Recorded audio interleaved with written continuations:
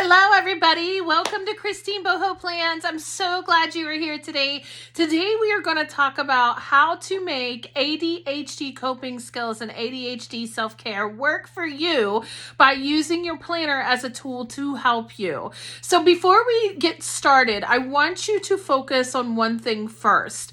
I want you to figure out where in your planner you can dedicate a space to actually write down some of these ADHD self-care strategies and ADHD coping skills so that you can actually use your planner as a tool to help you make ADHD strategies and coping skills actually work for you. Okay, so for example, if you have a disc-bound planner, you may consider just getting a separate blank page and creating a whole page dedicated to ADHD self-care, ADHD coping strategies, and using that page in your planner. Like in a disc-bound, you can move pages around as you turn the pages week by week.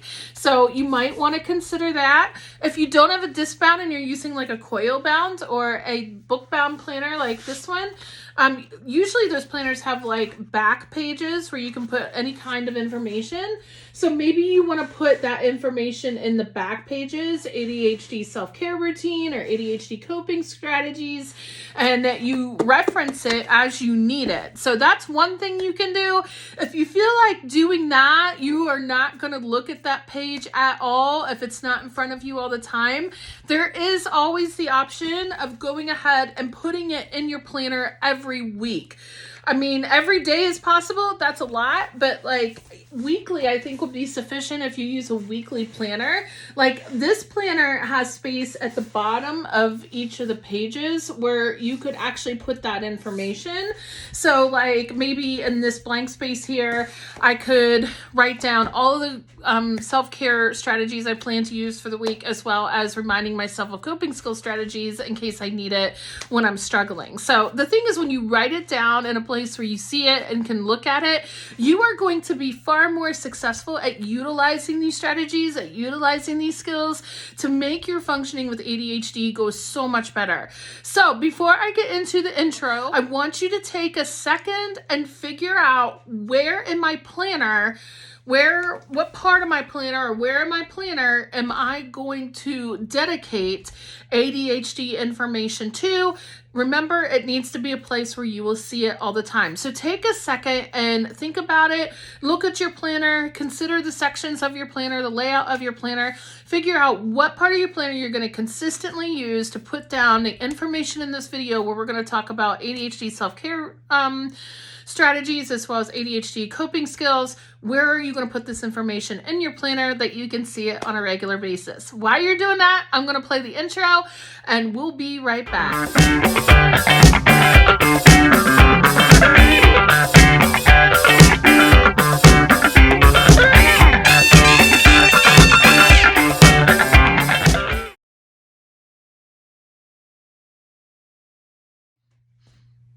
Okay, so you have a spot in your planner, right? That you know you're going to put down this information. Good job. So for now, you probably just want to take notes or write down this information to transfer into your planner when you're ready to actually use it in your planner.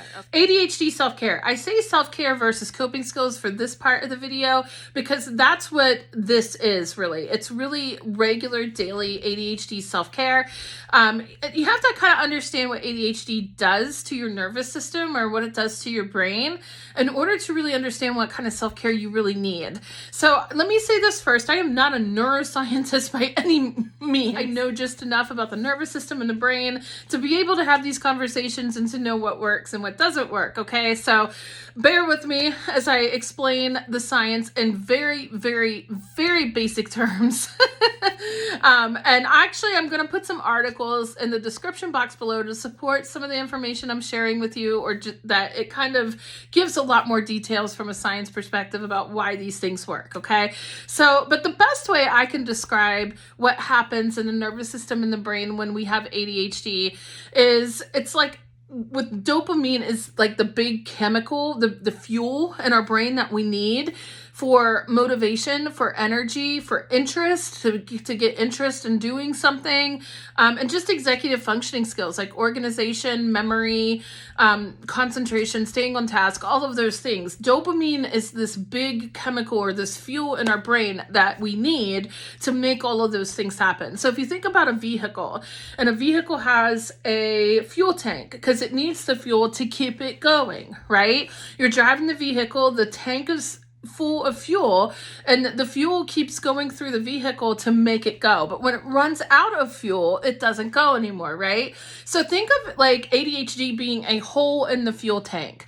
The hole in the fuel tank is making the fuel leak out really quickly, which means that the car is going to stop a whole lot sooner. And that's a super simplistic metaphor, but like ADHD is so much more than that. But like as far as like staying on task and concentrating and whatnot, that's part of the reason why we can't stay on task for a very long period of time with ADD, ADHD, because the dopamine isn't regulated for a very long period of time. And that is the goal with ADHD self-care, is regulating dopamine.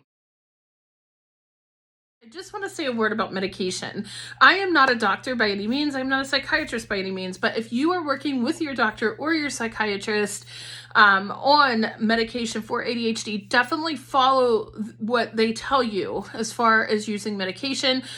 The purpose of medication is to regulate dopamine in your brain, okay, for ADHD. And what it does is it keeps that, it almost puts a patch on that hole in the fuel tank and holds the dopamine and keeps it regulated in your system for a good 8 or 9 hours to get you through a regular work day, okay? So I've heard a lot of people, I don't take medication, but I've talked with a lot of people that actually do take medication, and they've talked about they can feel it wearing off by the end of the day, and they can like very mentally, physically feel it because the dopamine starts to irregulate by the time the medicine wears off. So medicine is a really, really great tool in helping you regulate that dopamine in your system on a daily basis, because ADHD is a chemical thing. It is a chemical thing in your brain. It is not your fault that you function this way. And it's also a genetic thing. Usually if one person in a family has ADD, ADHD, you might actually have it, or other people in the family have it.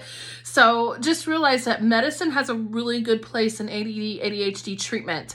So that is a really viable option for you as far as self-care. So part of the self-care plan is making sure if you take medicine for ADD, ADHD, making sure you are taking that medicine as prescribed. That is so important. If you're not taking it as it is prescribed, it's not going to work for you as well as it could, okay? So make sure you're taking any medicines that are prescribed to you to help you regulate your dopamine. Take that medicine as it is prescribed. That's super important. It's also really important to keep up with your refills, and that can be really hard too. Don't wait until you have 2 or 3 pills left to get a refill. If you see that you are down to a week and a half left of pills of medicine, make sure you get that refill in soon so the pharmacy has time to fill it and you have time to go get it, so that there is no like any days where you're not taking medicine, okay? So medicine self-care is a really important part of this. So make sure you put that in your planner when you're going to refill your medicines, making sure you're taking your medicine as part of your daily schedule.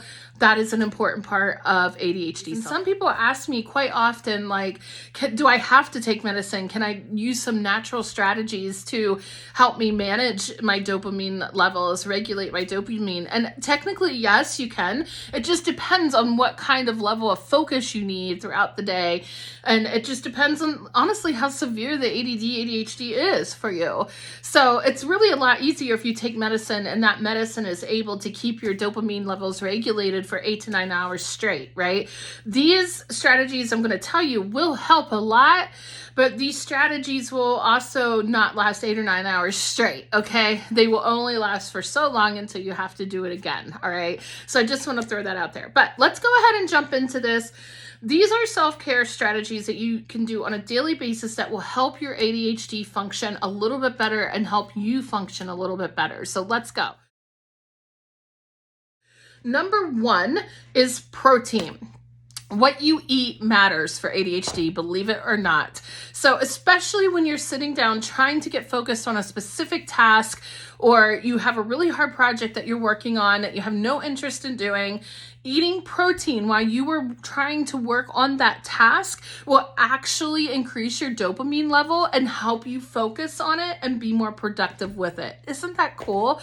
So protein is a really, really great source for dopamine hits. Protein, any kind of protein snack or protein meal that you can have at your desk or have near you while you are trying to work on this task will help you be more productive with that task, okay? Protein shakes are also a good source. However, you want to be careful because this leads me to the second thing. Sugar and unhealthy carbs actually suck away dopamine. So ADHD is already sucking away your dopamine, making it very hard for you to function, making it very hard for you to want to get a task done and making things drag and not be very productive, right? Well, guess what? The unhealthy carbs and the sugar in certain snacks or certain drinks is really going to make that a whole lot worse for you. So definitely don't be drinking like a soda while you're trying to work on a task. Some people think if I drink a soda because it has caffeine, it's going to help me like focus better. That's actually not the case, because if there's sugar in it, that sugar is going to suck away your dopamine and make it even harder to focus. So limit your sugar, limit unhealthy carbs, okay? But increase your protein when you're trying to be really productive and really functional. I've put some articles in the description box below that support this and explain why these things are true, okay? Let's move on. So the next thing is movement. So not only will protein increase your dopamine levels, but so will exercise and movement. Now, what I'm talking about is I'm not necessarily talking about going to the gym and doing a whole workout. Although going to the gym and doing a whole workout will definitely boost your dopamine levels and you'll get a great dopamine hit after that. I'm not saying that won't happen. If that's not a realistic thing for you to do throughout your day while you're trying to stay focused and motivated, all you have to do is like get up and move. Get some movement in your day. And if you are working on a very difficult task that you're trying to focus on or trying to get done, give yourself breaks where you actually get up and move. And again, it doesn't have to be sweaty exercise that you do. All you have to do is maybe get out of your house, go to a different room and just walk around. Jump on your treadmill for literally like 5 minutes or less. Just do some walking, get your heart pumping a little bit, and all of that will increase your dopamine level, which will help you be more productive and focused. Now, how long will that allow you to stay focused? It's not going to be an 8 or 9 hours hit of dopamine, but it might last for like an hour. I don't know. It just depends on how pumped up you get. I will tell you a quick story about this exercise, about this movement way of self-care. I had a client that decided to experiment with this and was waiting for their prescription to come through to start their medication. And so they were working on a very difficult project to focus on with their job, and they worked from home, and they purchased a small like walking treadmill, like just a small one to sit in front of a standing desk. The person's very physically fit and was able to do this. I wouldn't be able to do this, but just walked the whole time they were working for 4 hours straight, 4 hours. And they reported to me afterwards that they got more work done in that 4 hours than they have ever in trying to get things done in an 8-10 hour workday. Because when they were moving the whole time, they're constantly pumping dopamine into their brain. And it just really helped them be super productive. They recognized that it wasn't sustainable because they can't walk for 4 hours every single workday like they did, during that week, but it is possible to do that. So if you work from home, or if you are able to put like a little treadmill in your office to get you going and get you focused, at least for a project that might be hard to do, that might be a strategy that works for you. Okay, so let's move on. Next is sleep. Sleep is so important. Now, this is an interesting one because sleep can be a problem if you have ADD, ADHD. ADD, ADHD can definitely interfere with your quality of sleep, and you definitely want to talk to your doctor about that. That is definitely a medical issue, so make sure you're talking to your doctor or psychiatrist about how to address that if you are struggling with sleep in any way. But making sure that you are getting a restorative sleep at night is incredibly important. I can't tell you how important it is, because what happens when we get a restorative restorative, restful sleep at night, the nervous system it doesn't shut down, but it rests and it restores itself. It's like plugging a phone into the charger for the night so it can get the juice it needs to work on 100% for the rest of the day, right? Your nervous system needs to do the same thing. Your nervous system will produce the best dopamine for you on a regular basis if it's rested every night, because we go through a whole day of activities and interactions and all kinds of things that gets our nervous system, worked up, and we have a lot of energy throughout the day. The nervous system needs to rest at night. This is where the idea of you must have like 7-8 hours of sleep at night, at least ideally 8 to 9 hours would be great, but I understand sometimes that's not realistic. But try to do your very best to get restorative sleep, not just sleep you go to bed and toss and turn all night, you're not sleeping, because if you're not sleeping at night, what's going to happen is you're going to wake up in the morning with a nervous system that's feeling not rested. It's feeling a little edgy, which will cause some anxiety, and it's not going to be able to produce the dopamine that you need for the next day to function. So sleeping is incredibly important. So make sure you're doing everything you can to take care of yourself to get a good sleep. On that note, the next thing is limit your technology before you go to bed at night. And I know this can be a hard one for some people, but this is really important to help with that restorative sleep. So at least an hour before you go to bed, turn off all screens. And I know you've probably heard this in other scenarios before related to health and sleep and that kind of thing, but it's so true, especially if you have ADD, ADHD. And here's what's so hard about ADD, ADHD is ADD, ADHD people are notorious for looking at their phones all night long, like just swipe, like just keep going with TikTok or keep going with Instagram or whatever you're watching, because it's just a constant dopamine hit when you're doing that. And if you're constantly doing that all night long, your nerves can't rest.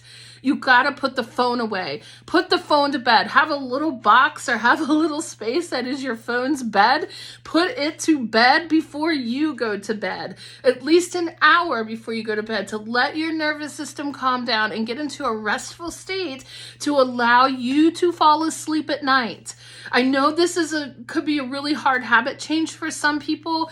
It can be an adjustment, but I promise you, you're going to find that you actually sleep better once you get into the habit of stopping to look at your phone or any screen about an hour before bed at night. Now, I do realize that some people work at home jobs and sometimes they have to look at a computer screen right up until almost the time they go to bed.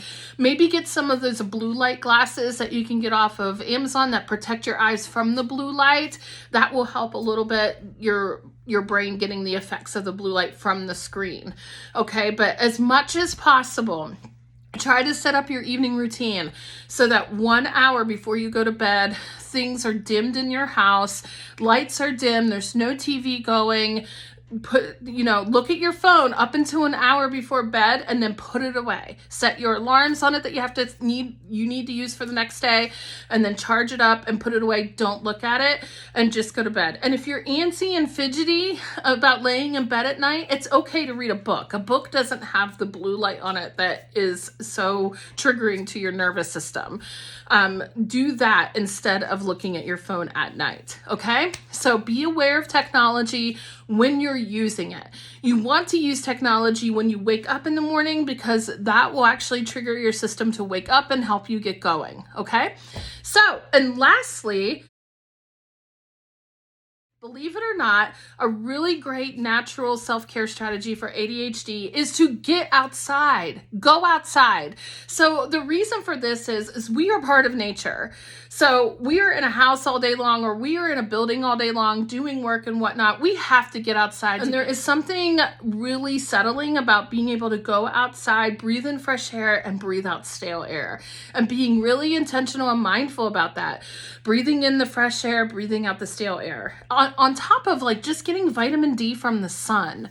That is actually very healing. Believe it or not, people underestimate how powerful that is just on our whole body, especially our nervous system. Going outside and spending time in nature is a dopamine hit.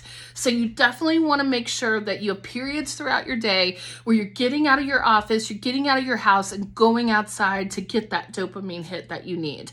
And again, I'm going to put an article in the description box below that supports this and explains a little bit more why on the science side of things, why this works, okay?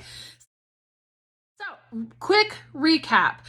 Self-care strategies for ADHD: eat a lot of protein throughout the day, especially while you're working on very difficult tasks that are hard to focus on. Lessen how much you're eating sugar and unhealthy carbs because those suck away dopamine. You want to make sure that you're getting a lot of movement in throughout the day. Just go take a walk. You could actually combine the movement and going outside together by taking a walk outside, right? So those two together would work really well. But make sure you're getting in some kind of movement, some kind of exercise throughout the day to help continue to raise your dopamine levels. The sleep is really important. Restorative sleep at night is very key to getting your nervous system rested, to help your nervous system produce the best dopamine for you for the next day. And then, of course, getting outside, making sure that you are resetting your nervous system at least multiple times a day to help you feel more calm, to help your nervous system function at its best when you reconnect with nature, get vitamin D from the sun, and just being outside, getting some fresh air. So I hope those self-care strategies are helpful to you. You want to put these in your planner to help you remember to do these things, okay?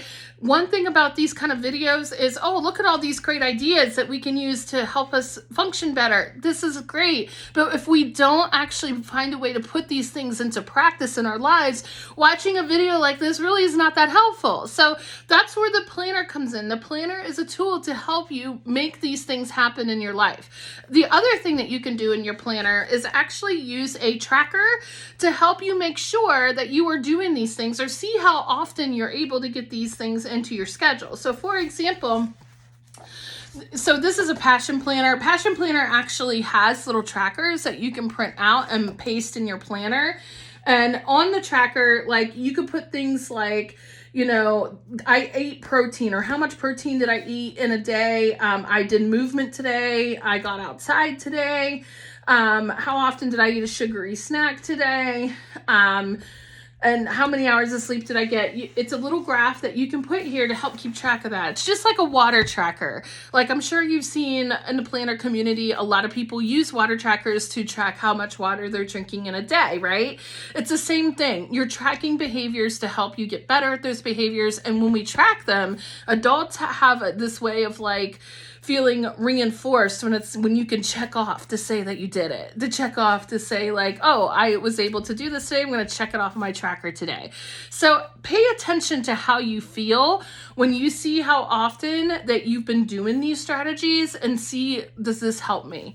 Like pay attention. Like after you see like a week's worth of tracking these behaviors, maybe do a little journaling to figure out like, how did I feel? Was I more productive? Were these things helpful? Maybe if I do parts of these strategies in a different part of my day and change the routine up a little bit, that might help me better. Like really explore that with yourself, because not all ADHD people function the same way. You have to figure out what works for you.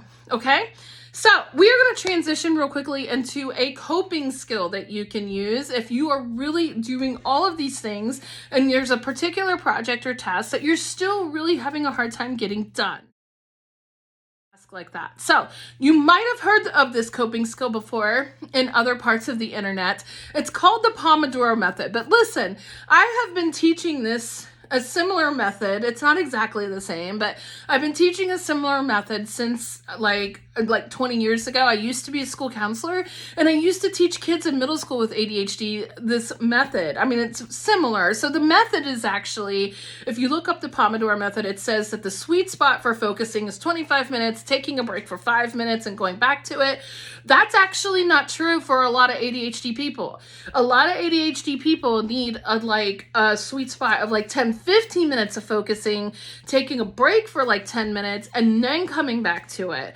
So the Pomodoro method believes that there's one sweet spot of 25 minutes of focus, and that might be true for you. That's great. But if I were you, I would experiment with what is my sweet spot for how long I can focus on a task. How long does my dopamine keep going until it starts to run out, in other words.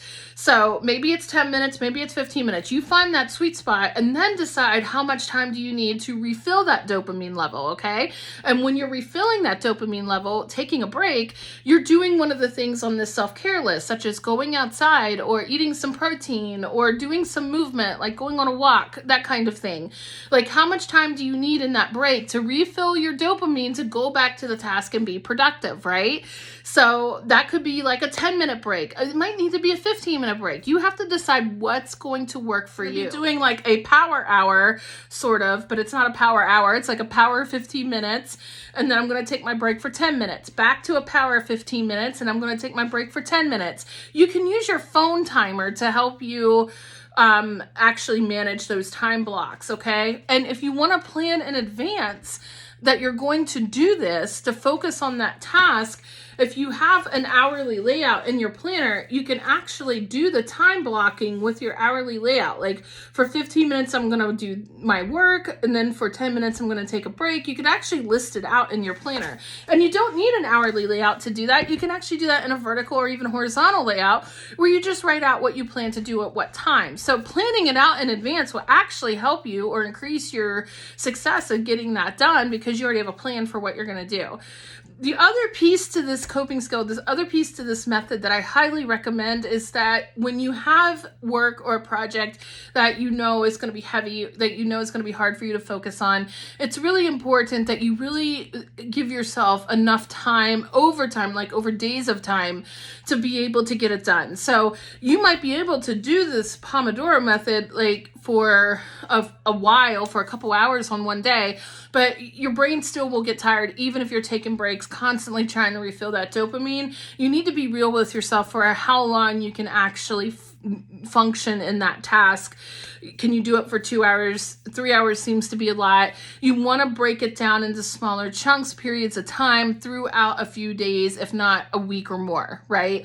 So you want to give yourself time, which means you have to plan ahead. That's where the planner comes in.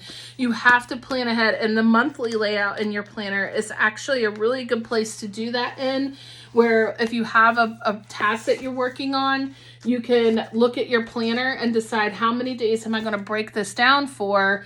And I'm going to use this Pomodoro method to break down my interval times for when I'm going to focus and when I'm going to take breaks.